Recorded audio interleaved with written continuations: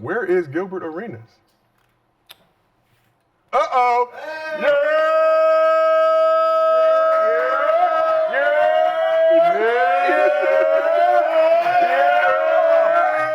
Yeah.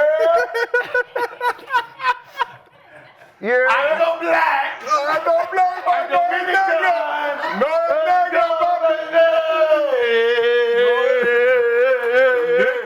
Gil is back on the Knicks bandwagon. I never left. That's not the rumors, Gil. No. We see the video. Can't bundle up. It's getting cold out there in Indianapolis. We seen it. No, man. See, people don't realize, man, I'm on a trial, 30-day trial. 17 days into the Knicks, 6 days into the Pacers. You know. Thunderwolves. I know people think it's like I'm bandwagon jumping. No, I'm checking out the amenities. Exploring. Call them Magellan. Right. Facts. Right, you got Netflix, right? I do have Netflix. Do you have Hulu? I do have Hulu as well. Yeah, right? Mm-hmm. Tubi. You got Tubi, right? You got to check out it. That's what I'm doing right now. 30-day trial. 30-day trial. I'll have their benefits. How impressive was Cat's 20-point fourth quarter on Dominican Mother's Day? First 3 quarters, since game 2, he was playing like literally Puss in Boots. Puss in Boots. Have you ever seen the movie Puss in Boots? And he had 1 life left, and he was scared to do anything. That's how he's been playing since game 2. But, you know, I'm going to give him his credit that he showed up in the fourth quarter. He did what he's supposed to do against the players that's guarding him. Right? As slow-footed as you are, they can't keep up with you. And I don't understand why you sit here and take these far-ass three-pointers randomly for no reason because you're open when you can drive the whole time. So the fact that in the fourth quarter, you started driving, taking these guys off the dribble, realizing that's your advantage, kind of makes me feel like,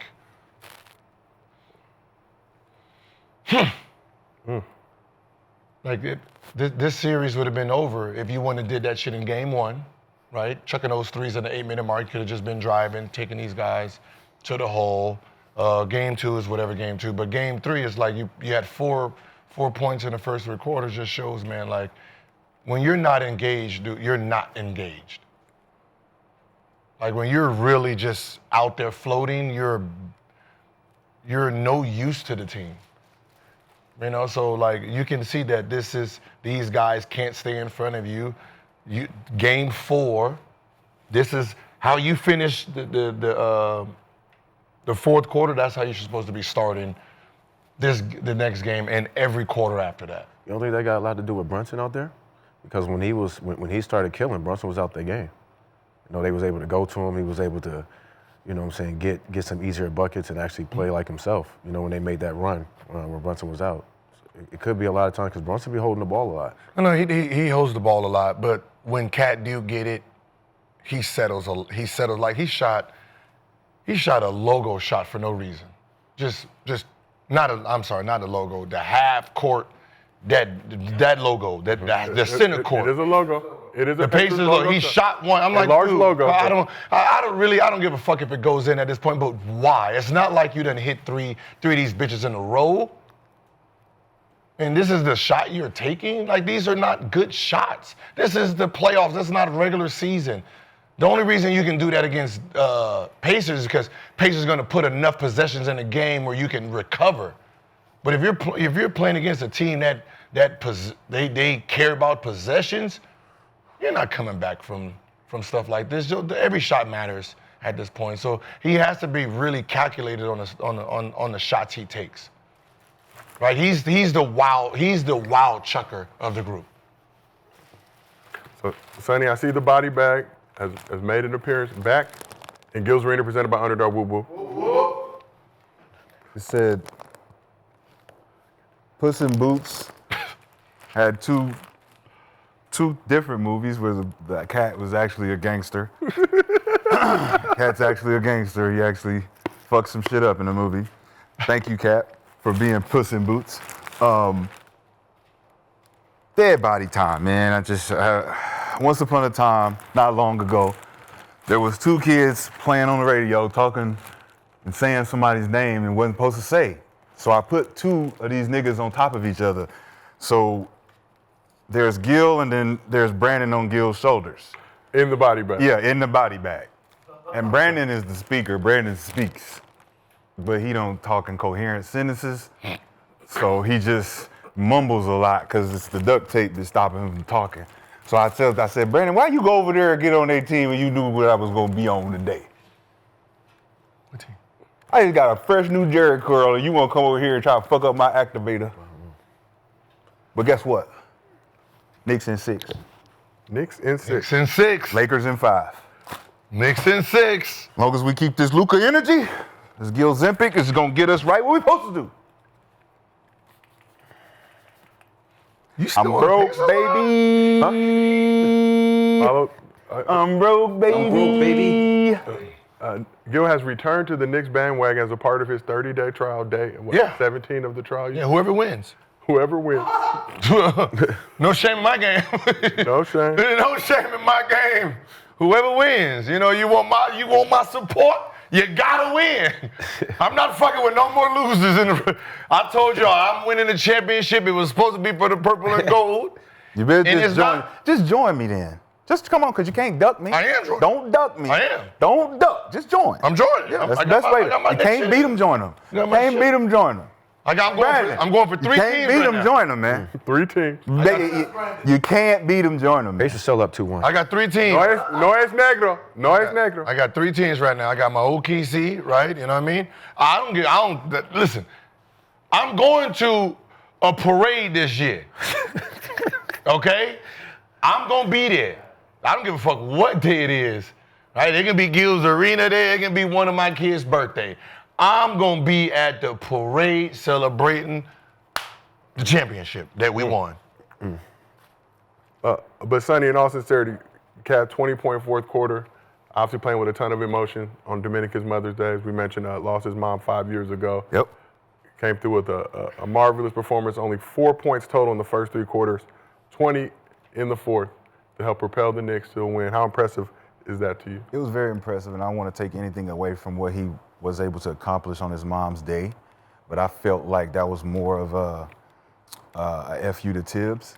I think that when players are in that position that he was put in to sit and watch his team lose while he was on the bench because the coach had a disagreement, it's ultimate fuck you when you come back.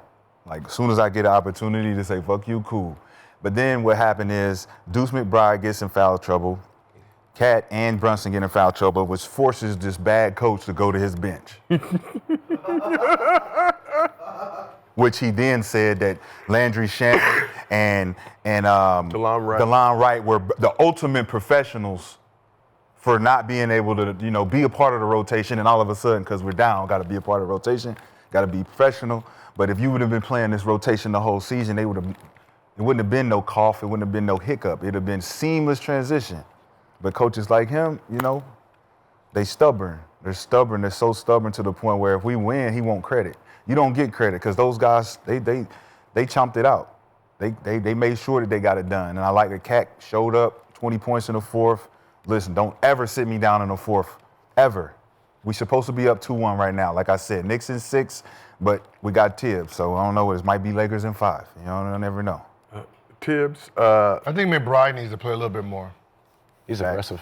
But he got in foul trouble, though. I think he would have played well. 3 fouls in a 1-minute First span in quarter. the first quarter. First Who quarter, cares? crazy. That is absolutely absurd. They was going to play him more, but What I'm saying is, risky. But they've been playing like 25 minutes per game. what I'm saying is he ain't playing long enough to foul out.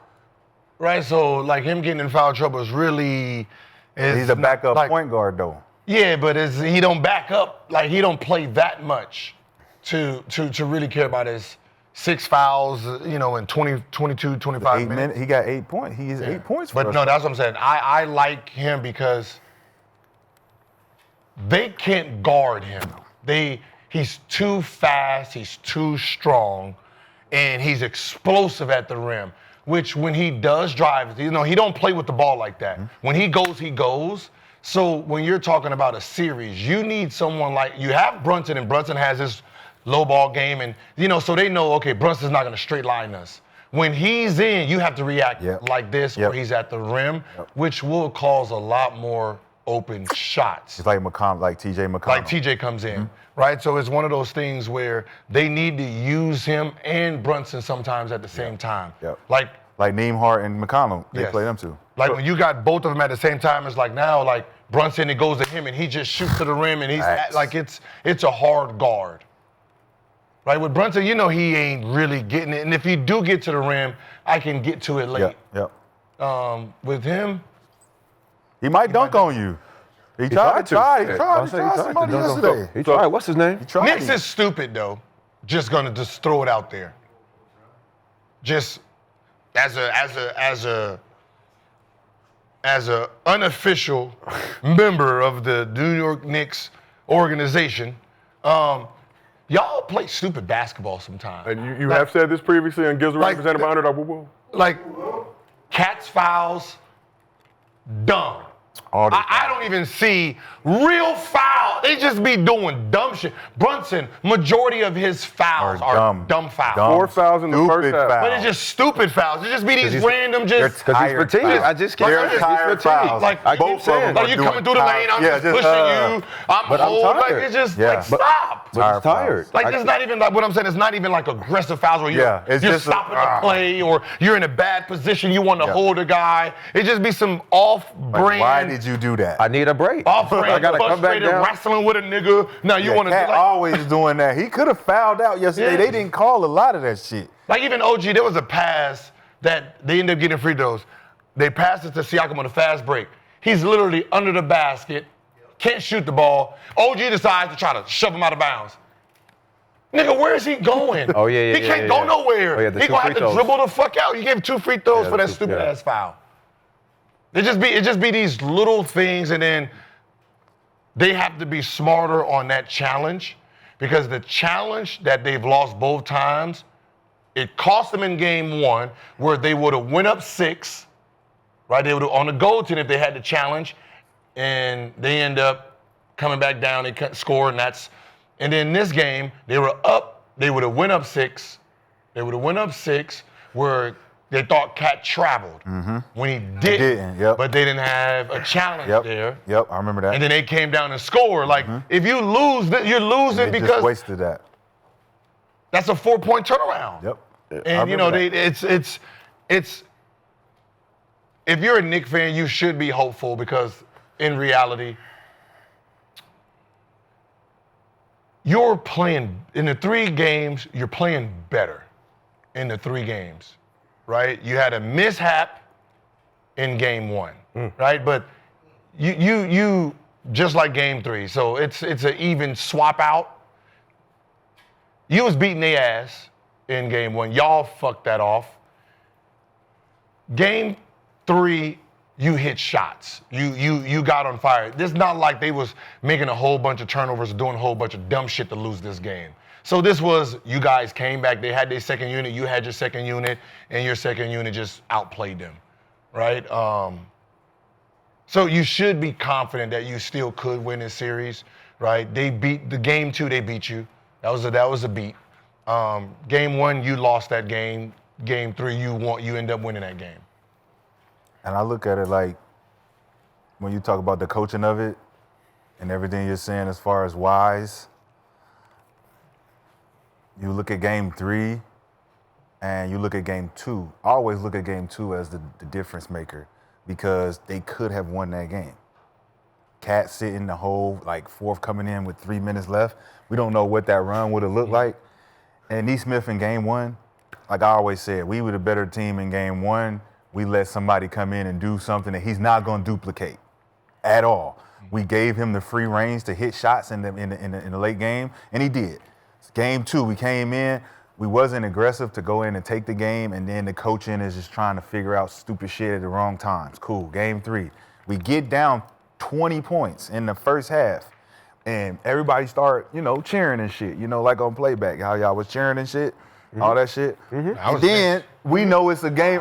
We know it's a game of runs. we know it's a game of runs, right? He get paid. So at halftime, before I got the tweeting about the Knicks is about to be, damn, I'm not going in there down 0-3. Talking to these niggas in here 0-3. No way. So, Shaw, you were not going to come to work if the Knicks were. I was going to come to you work. need I to just check. wasn't going to say nothing. Okay. I was just going to be quiet. So then we get to the fourth quarter. This shit has got a whole new ring to it because we are still professional athletes. Game of runs. Get your stop, make a run. I think the Knicks are a better team all around. I just think that Indiana Pacers got a better coach. And that's the difference maker. So let's talk about coaching. So Tibs moved Josh Hart to the bench in favor of Mitchell Robinson. Also went deep into his bench with key rotational players in foul trouble. Did the Knicks win because of Tibs or in spite of him? The Knicks won because the Pacers took their foot off the gas. They got too comfortable. And sometimes with the Pacers, they're very streaky at times. So if you can get them to play in a half-court game and don't let them have their pace, they're not really that good. Thanks. Also, on the defensive end too, with the Knicks, when they're in the half-court offense and they're moving the ball from side to side, playing fast, Pacers is kind of lost. And then with Hiley out there, if you can get him in some actions, and you can get some easy buckets on him and things like that. But with the Pacers, man, if they can keep their pace, they, like I said, they took their foot off the gas, and I just, I'm not really giving the Knicks that much. Leverage over the game. I just think the Pacers just got too comfortable for me. The Knicks fans in the building agree with that assessment? Yeah. So, and Pacers in 5. So when we asked the chat who wins the series, Mr. B, 48% said the Pacers, 31% said Knicks in 7, 21% said Knicks in 6. So put those two Knicks things together? 52% of the chat, they were given 3 options, 52% of the chat opted for the 2 Knicks options. Got it. We good. I mean, what Tibs did, the fuck was it for? What did he do? That's what we need to know. He subbed out what, Hard and put Mitchell in, and that did what? Hart still played 34 minutes, No, but played I'm 29 saying again. is, you doing difference that, maker. To start the game did what? Well, it's Down supposed 4. to allow Cat to play the 4 more, but Cat only had 4 points in the first 3 quarters. he So it had didn't. some- Yeah. So when his ass went back to the 5, he balled out. Yep. Yeah, so Yep. Yep. because it was, the first 2 quarters, game 1 and 2, you won those quarters Absolutely. with your starting lineup. This time you lost it. I think Josh Hart played 44 minutes in game 1, but like we said, without the shenanigans at the end of the game, Knicks should have won that game. Yeah, I mean, listen, you didn't do anything wrong in game 1, but got ahead of yourself at the 8-minute mark. That's why I said I'm gonna watch the 8-minute mark of that game, because that's where, like, we was up, Brunson's on the bench, and everyone's just figure they want to play hero ball while we're winning. Like, shit, we up, we gonna win this one. Let me go ahead and get my little points. And that's what that looked like, and then from there, just the basketball guys just at every moment, missing free throws, turnover, almost a turnover here with the slip. Like, there was a bunch of things that showed that this was about to be a disaster. Game 2, probably just mismanaged it. Game 3, and you found a way to win it.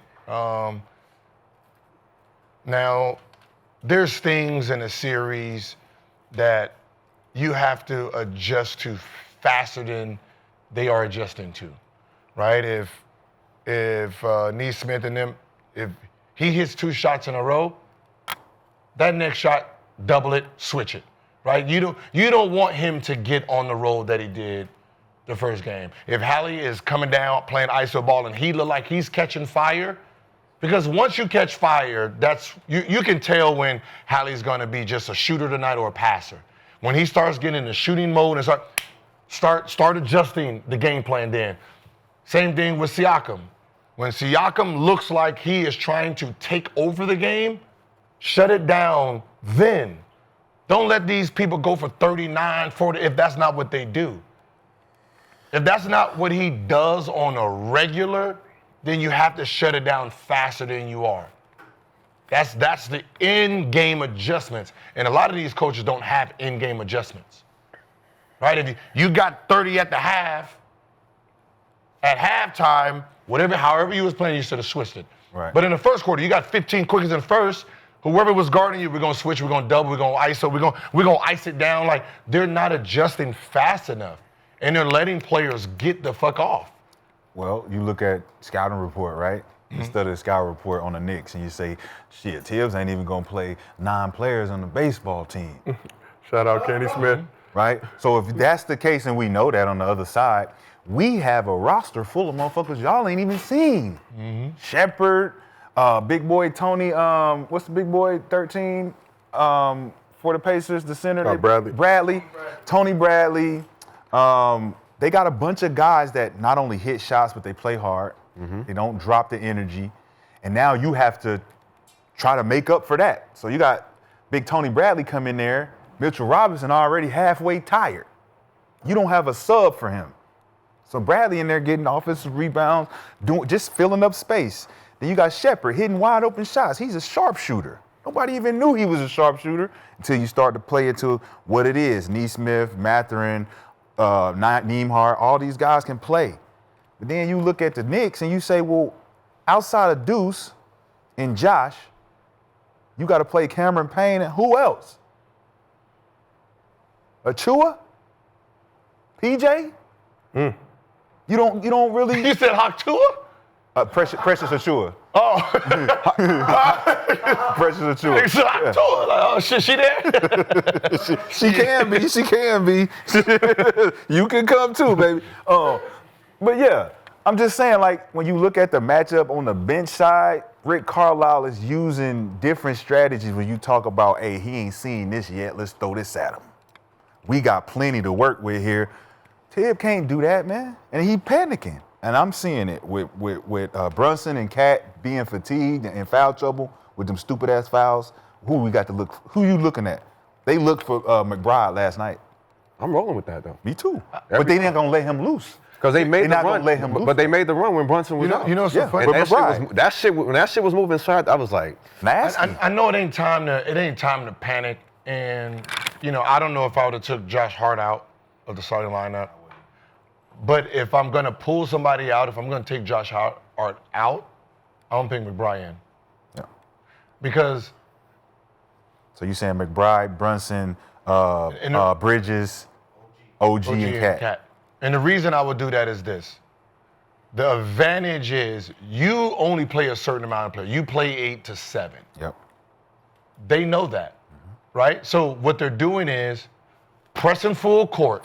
You really only have 1.5 dribblers. Like, Hart can get it up there, but Brunson wants it because then he got to fight to get it back. Yep. So they're going to tire Brunson out, then they're going to push it. Tire Brunson out, then push it, right? You don't have anybody going like, who is Hallie guarding? That's Hart? putting pressure on him. Hart? Because Probably. if Hart's guarding him, you need to be going at him, get him in foul trouble. The only person that can do that and offset how they play McBride. is McBride. You picking up full court and McBride has the ball, that's a fast break 100%. every single time. 100%. And Brunson can condense his energy Yep. because let him dribble up the court, speed down, Put I pressure. can trail, Pressure. get in half court. The game moves faster. But if Brunson's coming down, sitting here doing Wasting this, energy. sitting here beating him down because he's not using full speed, by the time you even get in the half court, it's 12 seconds left. Bro, and the energy. Now it's like, oh shit, gotta try to score. You can see him. so Brunson, start. Like I remember when we was playing the Bulls, and they had that awkward lineup sometimes where they'll have Heinrich, Ben Gordon. Ben, and they'll put in Who they had? They had Nate.